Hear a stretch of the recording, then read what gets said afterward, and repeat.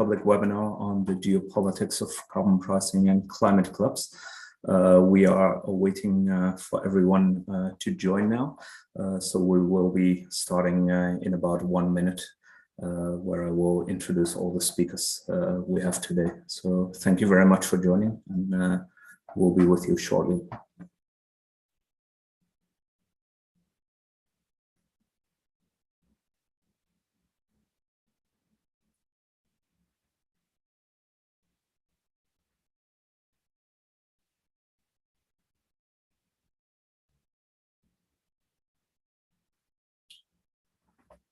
I think we can get started then. So thank you very much again for joining us at SEPS today. This event is part of a series of webinars called our Energy and Industry Transition Initiative, where we talk about key issues to accelerate decarbonization, oftentimes obviously in the energy and industry sector, but also in the economy more broadly. And last week, we had a G7 meeting that discussed a very important topic in this regard, the potential climate club, which has been advocated by Germany, first and foremost. This discussion is also linked to a report which we have been doing earlier in the year, which we published at the end of March. This report really went into, on the one hand, carbon pricing around the world and what it means for policy design if you have to consider issues of industrial competitiveness and carbon leakage risk, but then also building on that policy design, what it means for climate policy cooperation, especially for the industry sector, and whether there are also more cooperative ways to cooperate globally rather than just adjusting domestically the climate policy design through mechanisms such as free allocation in emissions trading system or the carbon border adjustment mechanism currently pursued in the EU. There was one admittedly glaring gap in our report, which was released in March of this year, and that is that we did not account in any way for the geopolitical shock that had happened on the 24th of February with the Russian invasion of Ukraine. This clearly has very important implications for all of the economy, certainly for energy and climate policy, whether through energy security concerns or distributional issues that are suddenly very high up on the political agenda. So in that regard, we'd also like to discuss the topic now, both in light of what happened at the G7 last week and the new geopolitical reality which we live in the last few months. So with that, I'd like to introduce our speakers. First off, we'll hear from Brandon Bailey, who's the head of climate and agriculture at Her Majesty's Treasury in the UK. We're very pleased to have you. And I'd also like to ask you in a few minutes about what you think about global climate policy coordination, especially given this new geopolitical reality. Then we will move on to Susanne Dröge, who's a senior fellow at SWP in Berlin, German think tank for international affairs.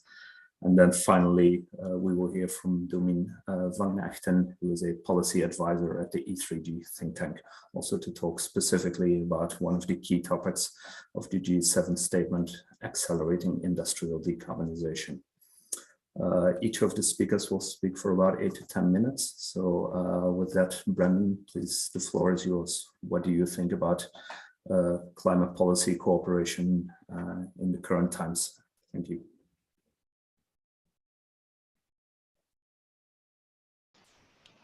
Milan, thank you very much. Thank you for the chance to participate in this session.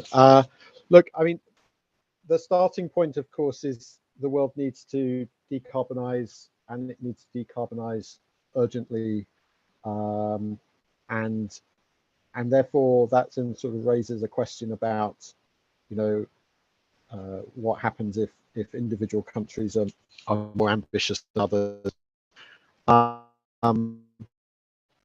you know, I think everybody understands that the risk here is that sort of first movers or early movers on decarbonisation see risks around production and associated emissions just being displaced by the emission mitigation action that they take, and more so than if everybody was decarbonising with measures of similar strength. And there's an important point there, of course, which is that even if everybody was applying exactly the same carbon price globally on every sector, you'd still see shifts in production and displacement of emissions, because you would expect a shift in production towards relatively low emission jurisdictions. So it's not to say there shouldn't be any displacement, but compared to that, the baseline unilateral movement of course carries risks, and then that acts as a drag on incentives for action. So individual jurisdictions are faced with three options essentially. Do you sort of water down your ambition and go slow? Well, that, you know, if you aggregate that up, that's taking us in the wrong direction. Do you take unilateral action? Various jurisdictions are contemplating that. Or do you take an international approach? And surely, as this is a sort of an issue around international spillovers and coordination, then it's appropriate to have, as far as possible, a sort of an international coordinated approach. And I think from our side, we see three main aspects to that. There's a sort of a measurement issue, and two aspects to that. So there's no measurement cards and having a common approach there. That's quite hard, moving from a situation where maybe you have emissions pricing based on emissions at a plant level or factory level. Getting that to emissions intensity numbers for individual products is quite hard. Is there a way of actually taking a sort of common sense, simpler approach to that? There's an issue about measurement in terms of comparability of what different jurisdictions are doing. And then the second pillar, or second aspect, if you like, is sort of coordinated action on sectoral decarbonisation, so that the profile of decarbonisation is similar as far as possible across jurisdictions. And then the third aspect has to be something about, for those who are participating in any international approach, some sort of coordinated action or approach to the use of carbon leakage measures, at least to avoid we have sort of a patchwork quilt of different arrangements that just trip trading partners up. So I mean, that's a long way of saying the German proposal has a lot in it too that we would welcome. It's sort of pointing in that sort of direction, and we very much welcome it. I mean, I think there's you asked the question about the sort of new geopolitical reality. I mean, my sense is that the international community has to address the issue of climate change. Whatever the precise geopolitical reality that is being faced, and actually some of the challenges being faced at the minute in terms of fossil fuel prices, I think actually are sort of in one way reinforcing of the fact that moving towards more renewable sources, low carbon sources of energy is absolutely consistent both with the existing geopolitical situation, but also with the challenge of climate change. So I don't see any great problem there. I mean, I think any initiative has to be truly inclusive, and that means it's a sort of, I guess it's the way that any such multilateral approach would operate. Is it welcoming? Is it facilitating of countries that want to join a sort of collective effort and bring them into the fold, as it were? And then I guess there's something about coming to a view about how you decide whether an individual jurisdiction is doing what is necessary to be sort of part of the multilateral effort, and I guess that comes down to emissions intensity. You can think about effort. You can have carbon pricing, you have different forms of regulation, trying to come up with a sort of precise equivalence around or between carbon pricing, carbon regulation is very hard, not least because carbon pricing has a cost associated with residual emissions in a way that's not true of regulation. So maybe one also needs to think about an outcomes-based approach, which looks at, the test is how quickly individual jurisdictions are moving on reducing emissions intensity, because that's the thing that's going to get us to a situation where we're reducing emissions. So lots of challenges, but I guess those would be my initial reflections, and maybe I'll stop there. Thanks, Milan. Thank you very much, Brandon. You spoke quite a bit also about the common challenge of competitiveness and carbon leakage risk. If we look at UK policy, there's still a lot that is, for obvious reasons, very similar to what the EU has at the moment. But is there any news perhaps from your side on how the UK government currently is thinking about carbon border adjustments themselves, or perhaps alternatives to it? Yes, certainly. So back in the autumn last year, the British government published its net zero review, which was looking at a range of economic questions around and challenges around achieving net zero. And we certainly looked at carbon leakage in that report, and various policy measures that are possible. Fast forward to this May, on May the 16th, one of our Treasury ministers essentially put down a written ministerial statement. So that's basically announced through Parliament that we would be consulting on different measures to address carbon leakage, including product standards and carbon border adjustment mechanisms. So we are now looking to have a consultation by the end of this year across a sort of span of possible measures, and certainly CBAMs is one of those. Thank you very much, Brandon. I'd now like to move to I think you're on mute. Sorry. Apologies. I hope everyone can hear me now. So I'd like to move on to our second speaker now, which is Susanne Dröge.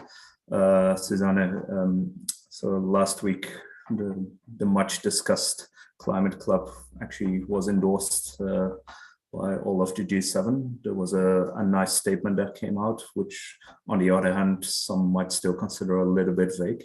So, but we'd be very curious to hear what you think about it, and also the German government's positioning therein. And perhaps in particular, if you think this club can be something inclusive as well. Please go ahead.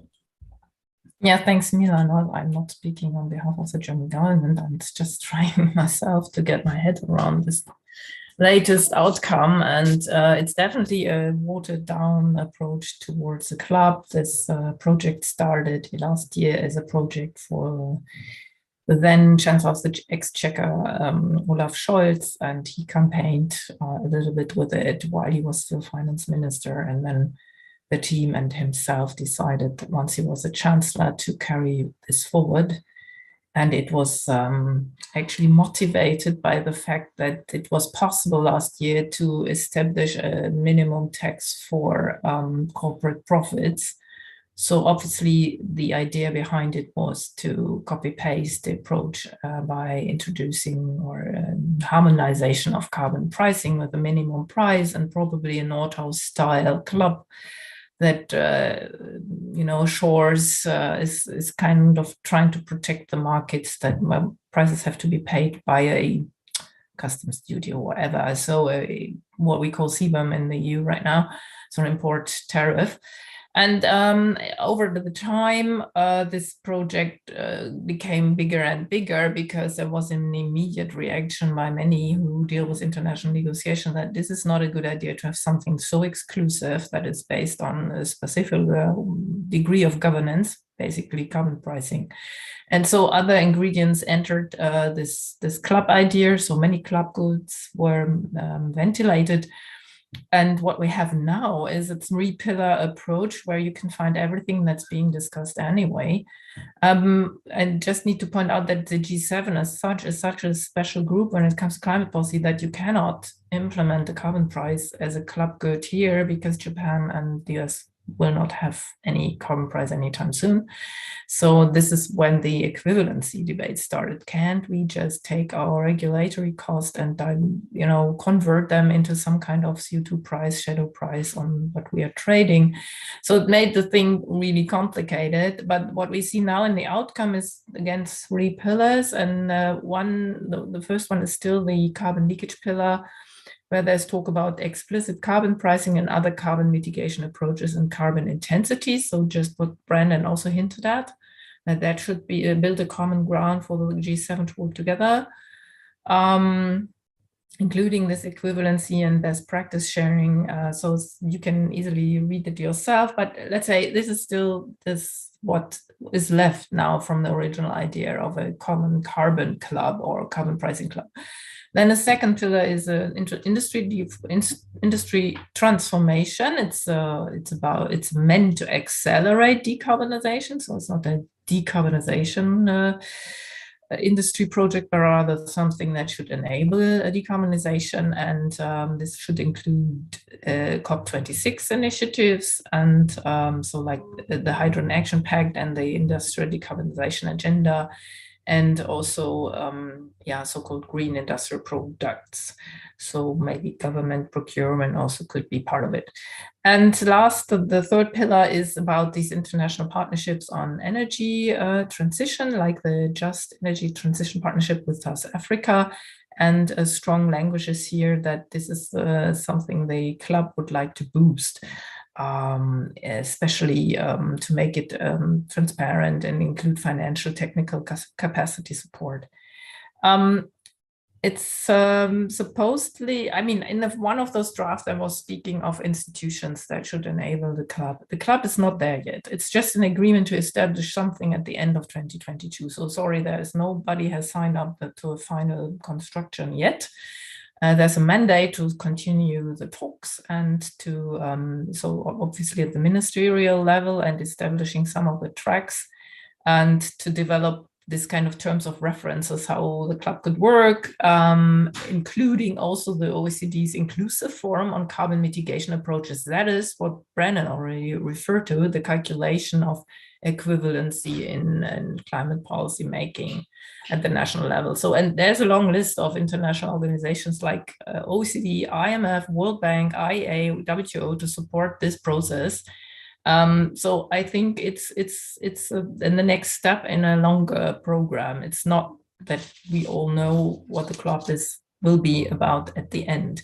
To my mind, the question about inclusiveness is, of course, an oxymoron. I cannot have an inclusive club. It's an exclusive animal, a club, right? So the point really is, how can this be sold over time as something that the G7 want to push? So next year, Japan is about to take the lead. Is there enough material in this draft, in the process, that Japan will take over ownership? And so that there's a log rolling G7 initiative, bringing other countries on board, identification of other countries, interest of other countries. You have seen in the news that some emerging economies were invited and were around at the G7 summit, so like India, South Africa, Indonesia, Senegal. And so I think the German government really would like to take it from there. So it's not something that we know how it's going to end up. I guess it will, at least from the German and from the Chancellor's point of view, remain a very important project for the time being. Okay, thank you very much, Susanna. So you mentioned already that even within, the 7 countries who agreed on this statement, there's quite some differences in climate policy. commitments. That's also a bit built into the Paris Agreement. Is it really attractive then, or do you think there's any country that could potentially join this, well, not inherently inclusive club that would still lead to a tipping point in further cooperation? You mean that there's a country that is likely or desirable? Because desirable is, of course, to have China on board, which is very unlikely. So I think, working through the list of countries that are of interest, it's of course the next G20 presidency is Indonesia. It's a big coal user with large plans to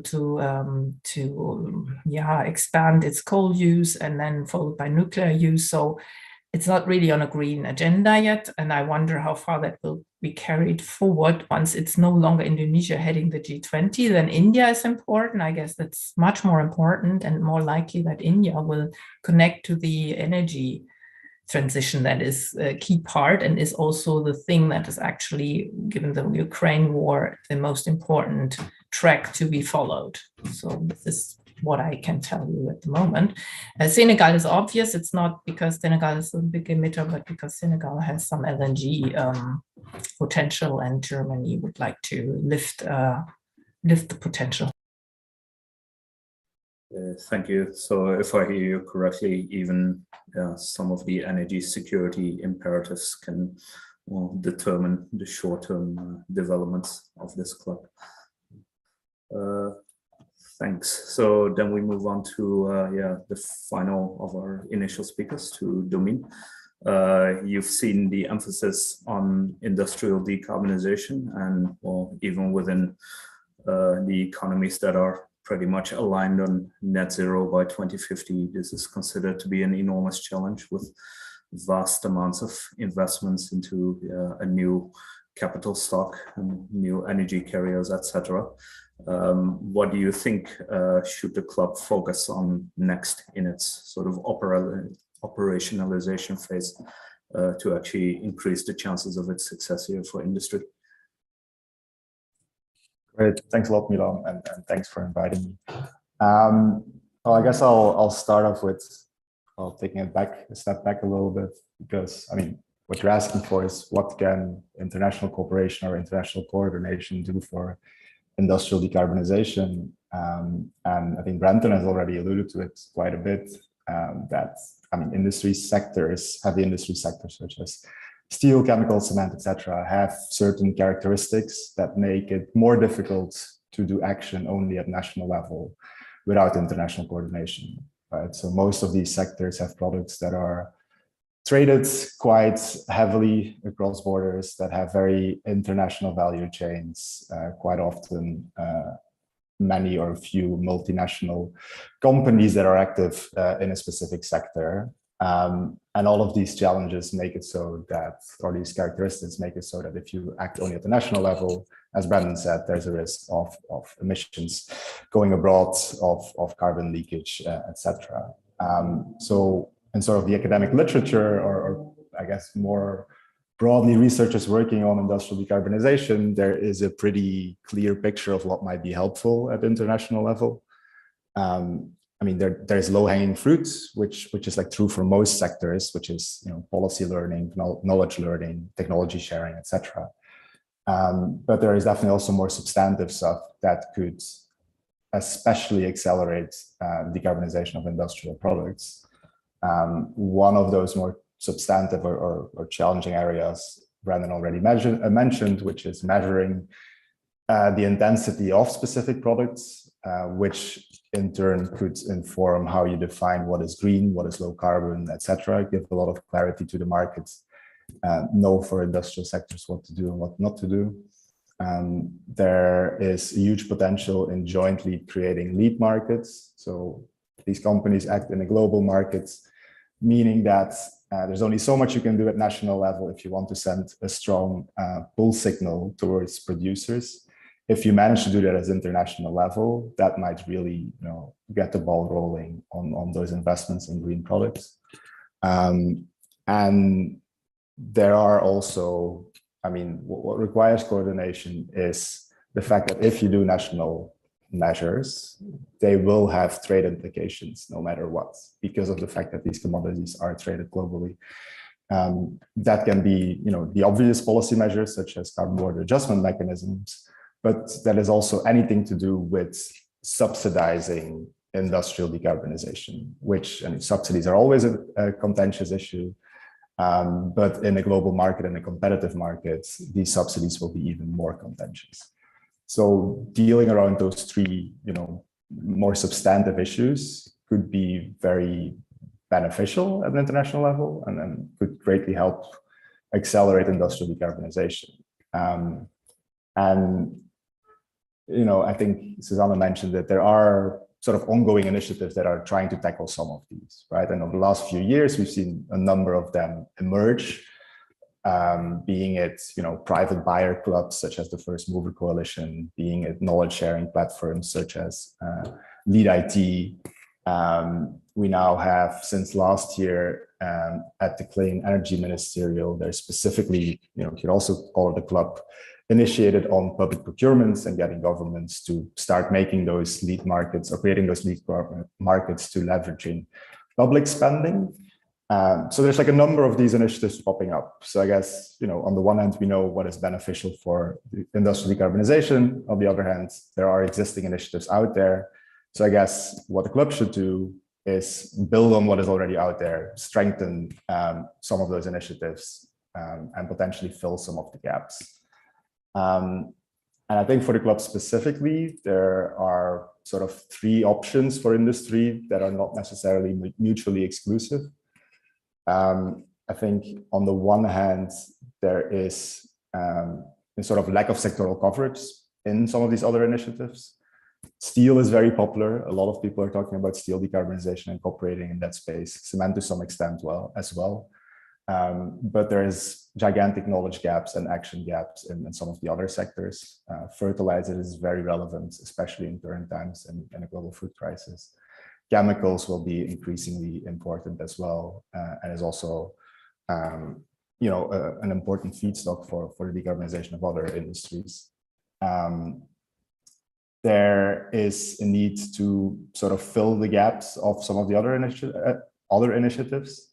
I think I mentioned green public procurement, but there's especially sort of some not gaps, but more, I guess, overlaps in terms of who is defining what is green, who is defining how you measure the carbon content of a product, etc.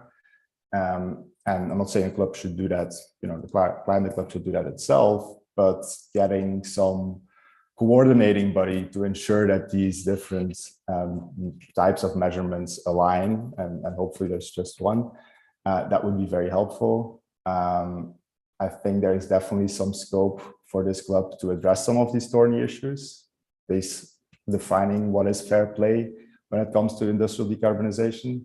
It sort of fits in that first pillar that Susanna mentioned, as well as the second pillar, right? If you do national measures, carbon border adjustment mechanism, for example, what are some of the principles that you need to adhere to? Like, how can you ensure that these different policy measures are as compatible as possible, etc.?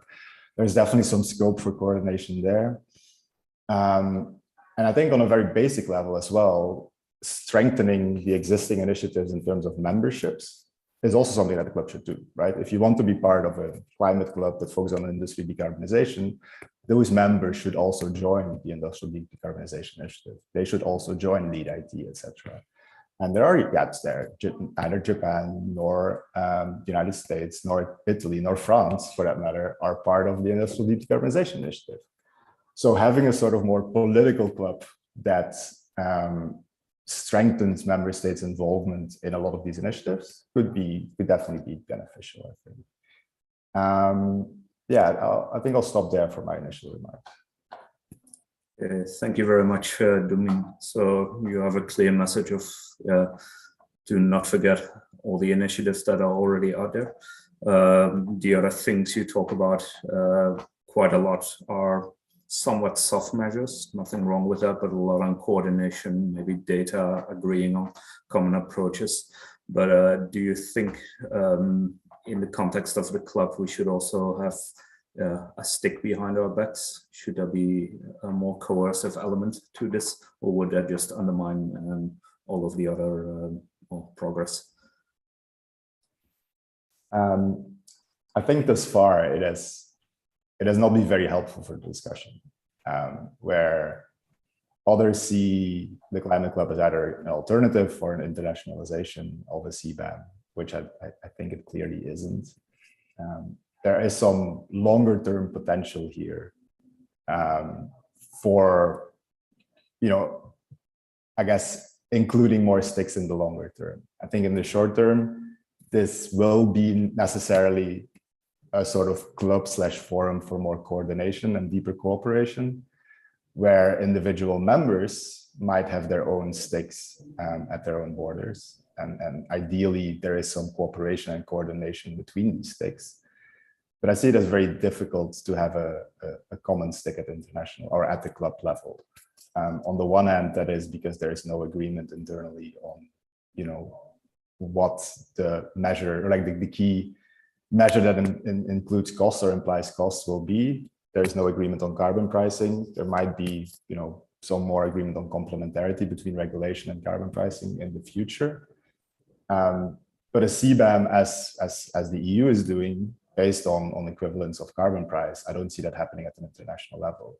What might be the direction is, if you increasingly focus on public procurement, defining what is green, defining what is low carbon, that there might be a larger scope or a higher probability of ending up with defining what should not enter the club's markets. So having a sort of upper limit or I guess lower limit on how carbon intensive a certain good could be. That could be a potential stick that you could think about in the future, but I don't see it happening as a core pillar in the short term. Thanks a lot, Domin. So I would like also to encourage everyone listening in at the moment to ask questions via the Q&A functions or in the chat. I also see a raised hand, and I will get to you, Eike, in a moment. I'd just like to follow up with a few more questions to our panelists now. The first one will be for Brendan. So you've also mentioned the importance of really looking into emission intensities. The question I have is it on purpose that you focus on the emission intensity of goods rather than the carbon prices, as is more the approach of in a CBAM? And secondly, once there is more data on emissions intensity or more agreements on what to look at, what is the next step? What do you actually want to do with this knowledge then?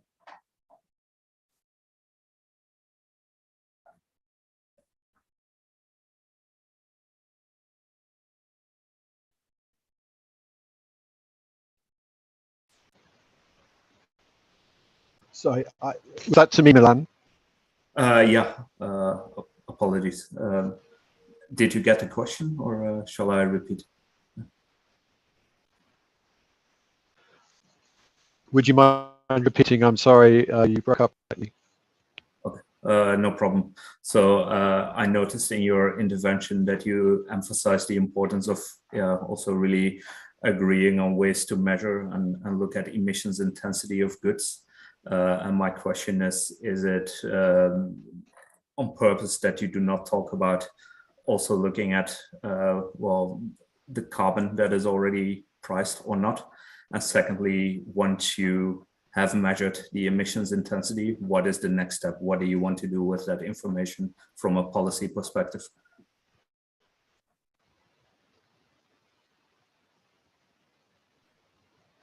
Okay, thank you very much. Yeah, I guess it comes back to this point of comparability. So if you are going to have collective action across a number of different jurisdictions, I think colleagues on the call have already alluded to the facts. Obviously, the EU and the UK, we price carbon. We have an ETS. Other jurisdictions don't have carbon pricing either as well developed or in some cases at all. So I guess if you use as your starting point, if you insist on saying, well, we have to use carbon price as the only metric, then that's quite hard in the world of different jurisdictions having different approaches to mitigating carbon emissions. So then the question is, well, are there any options to think about? And given that the overall objective here is to reduce emissions, then it seems to me that one could have a bit more of an outcome focus if one was putting together a grouping of jurisdictions. And one way of doing that is to think about emission intensities and undertakings to make to achieve a certain profile of emission intensity reductions in any given sector. And obviously different jurisdictions might seek to achieve that in different ways, but in a sense that's the outcome we're all aiming for, is reduced emissions. From our side, it's certainly not saying it has to be that way. It's just trying to think beyond just the single metric of carbon pricing, recognition that there are differences of approach around the world.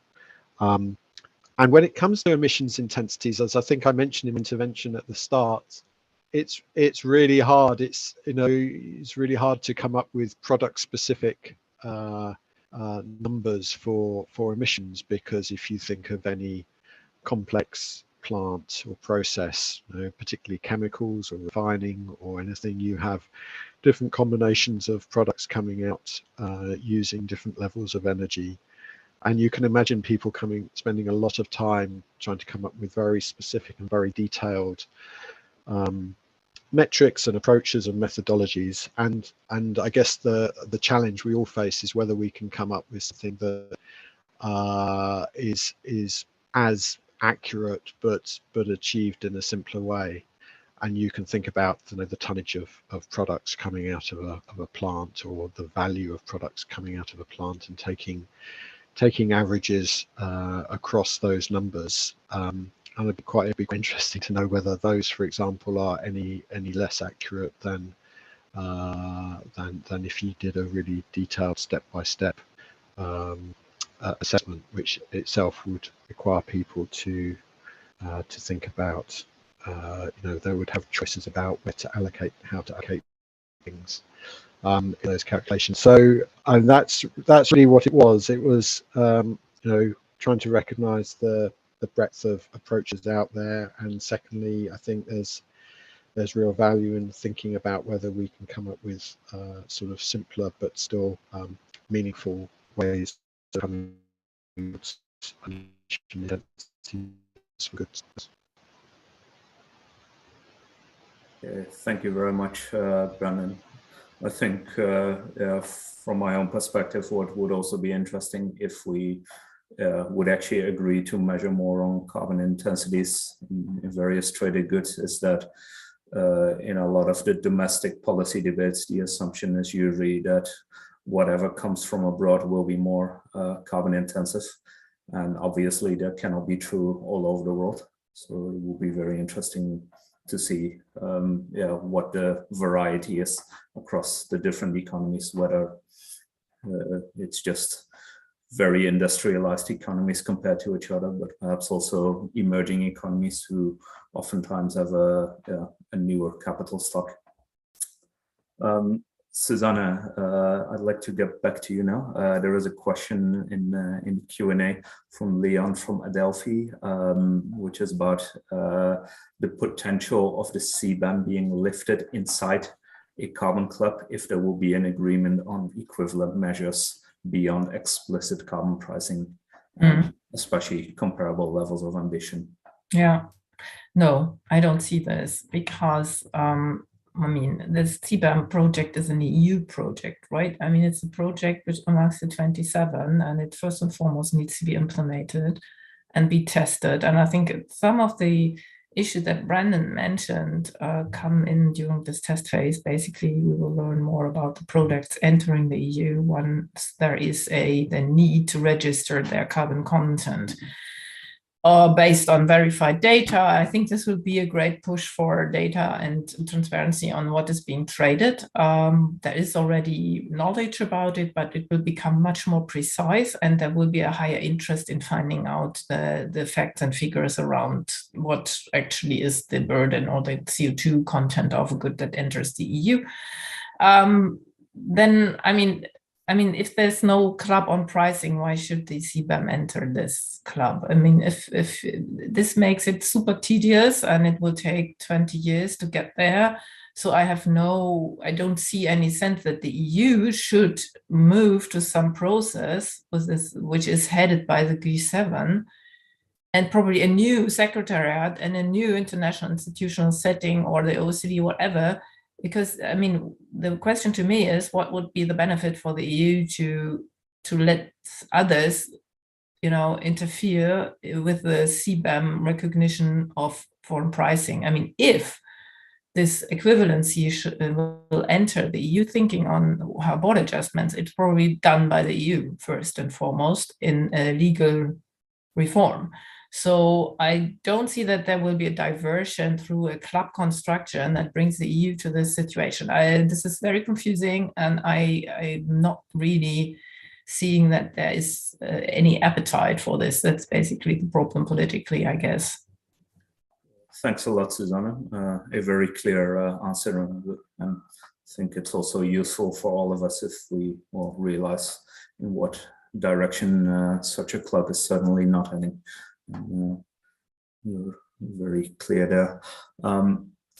I'd like to come back to Domino and maybe combine one question which is in the Q&A now with a bit of a question on my own.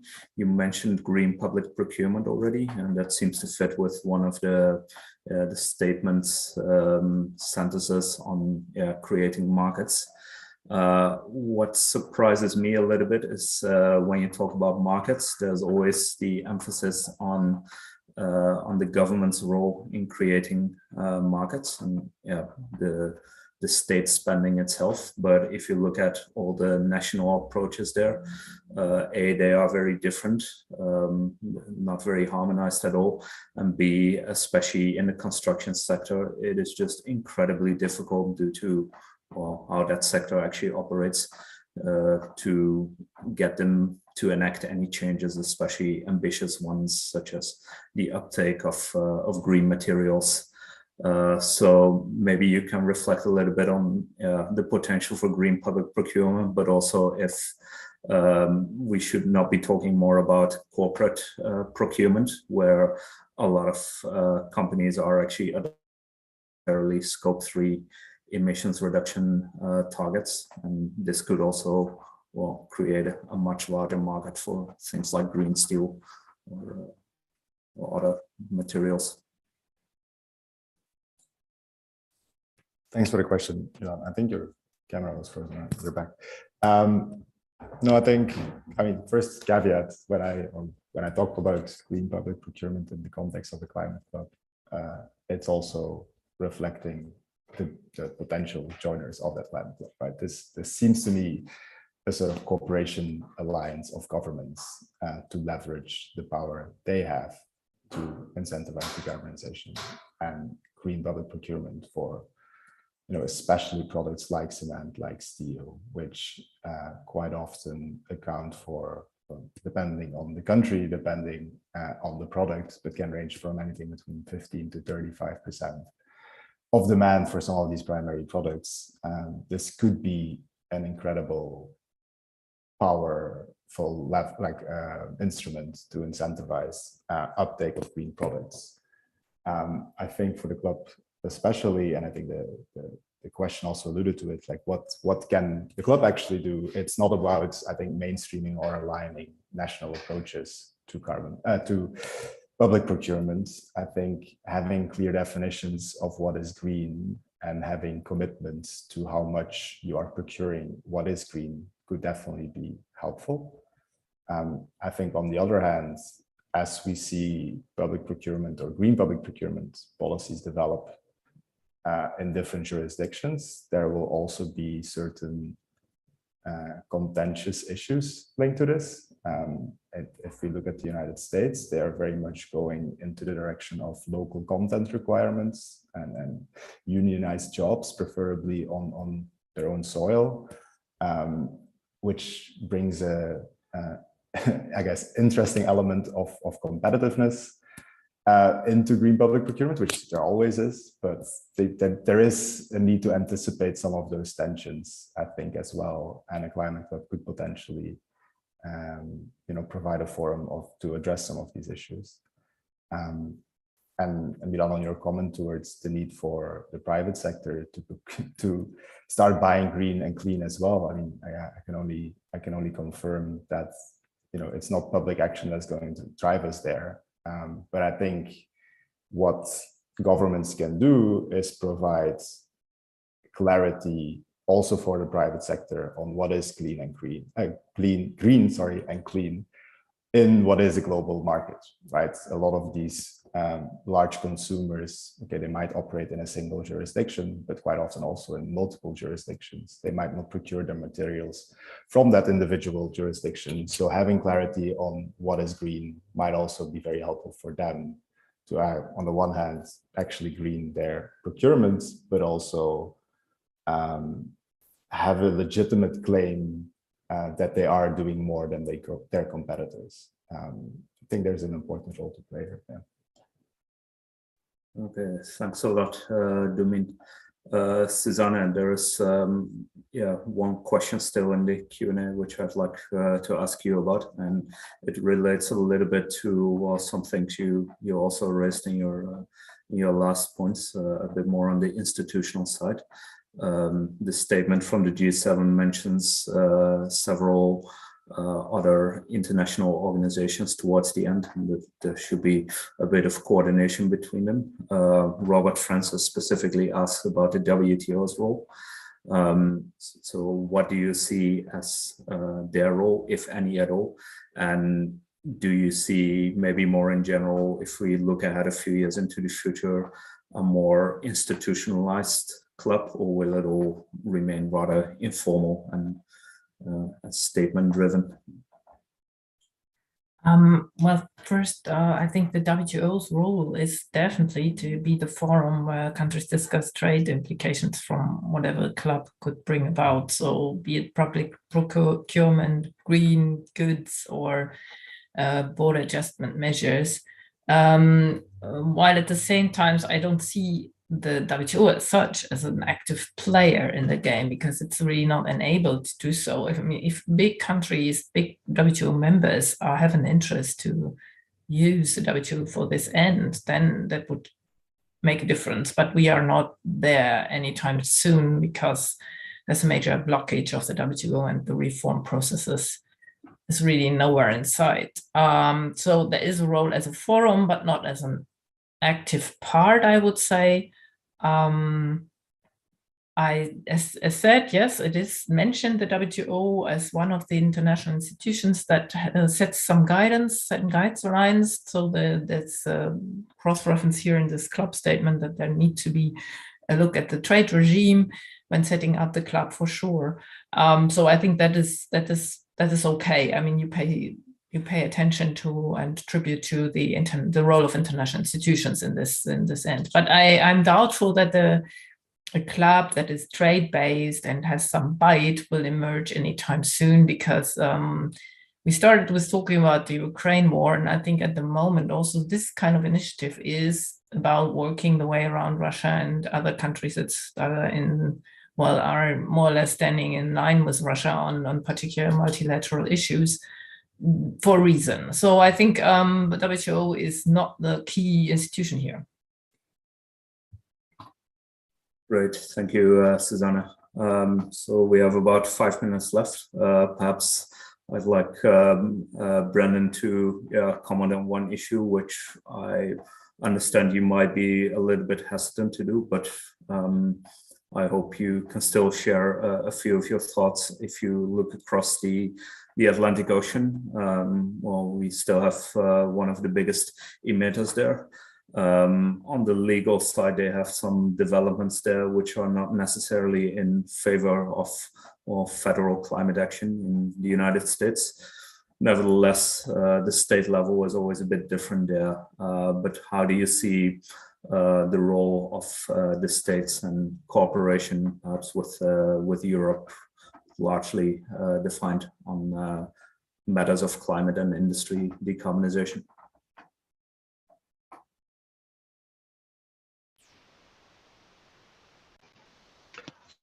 Well, you're correct. I'm going to into the internal policy affairs of another country, but I guess the key thing here is that where there's a will, there's a way. There has to be a way, and I think the US has been playing a very positive role in respect of the UNFCCC process, the COP process. And also obviously they are a key player in the G7 and a party to these conversations. So I think they play an incredibly important role. I think every government faces challenges to make things work. I think that's true of everybody. I don't particularly want to get into commenting on individual countries for reasons I'm sure you understand. No, understood. Thanks, Brennan. Yeah, with just a few minutes left, perhaps I'll ask Domin and Susanne the same question, just for a half-minute response, if you will. If we would have a similar meeting a year and a half from now, what would be signs that the whole endeavor is going in the right direction? Domin, if you want to go first. Start. I think it will be, Solana mentioned this being brought over into the G7 presidency of Japan. I would have, I guess, serious concerns about Japan actually carrying this forward within the G7 context only. I think if there is a clear idea on where this club might sit in terms of secretariats, in terms of the different institutions that are supporting this, and there are indications, or hopefully other members that have joined this initiative in the next year, with a bit more of a clear working package on what they actually want to achieve on the industry, I would be, it's a very optimistic take, but I would be very happy if that's the case. Thanks. And Susanne? Yeah, more or less, I would also say that we will have, in 1 year from now, Japan has some kind of buy-in to this kind of initiative. That would be very good news, be it that they set up a top runner program for whatever goods they produce. This is a well-known concept, or they are probably part of some hydrogen initiative that pays attention to or tribute to the club idea. So that could be, it's not totally out of reach, I guess. I think that also it's likely, or I wouldn't be surprised if there is a club secretariat set up by Germany, and this is run in parallel to many other initiatives that are already out there. So no particular next level that has been achieved. So it's just running in parallel. That is not, I mean, I would not rule that out given the situation we're in right now. And the situation next year will not be that Germany will take care of G7 issues so much. So mixed. Thanks a lot, Susanne. So on the one hand, Japan seems to be quite a pivotal player with not the highest expectations, and a secretariat could also be a next concrete step. So with that, I'd like to wrap up the meeting here. We've heard especially on the importance of more softer approaches of, well, let's first collect data, allow for a better comparison of efforts, especially for the energy intensive goods that are at the heart of this debate. There are many other national policies that will affect this. The club does not really seem to be in a position, or it's not the desire to achieve significant changes to these national policies. That will be a step too far. But once we have more data, it would also be interesting to see what this actually means for the respective industries in the different economies. And perhaps then it will become more obvious where acceleration of industrial decarbonization can take place. All this will need to happen against a situation where gas and electricity prices are enormously high, unfortunately. It might be good to reduce emissions in the short run because you have to reduce output or force energy savings, but it might not be the best trigger for this. Definitely an interesting time, especially with the winter still ahead for the Northern Hemisphere. I'd like to thank all of our speakers very much for joining us the past hour. So thank you very much, Brandon, Susanna, and Domin. We hope to stay in touch with all of you about this topic. Thanks again for joining.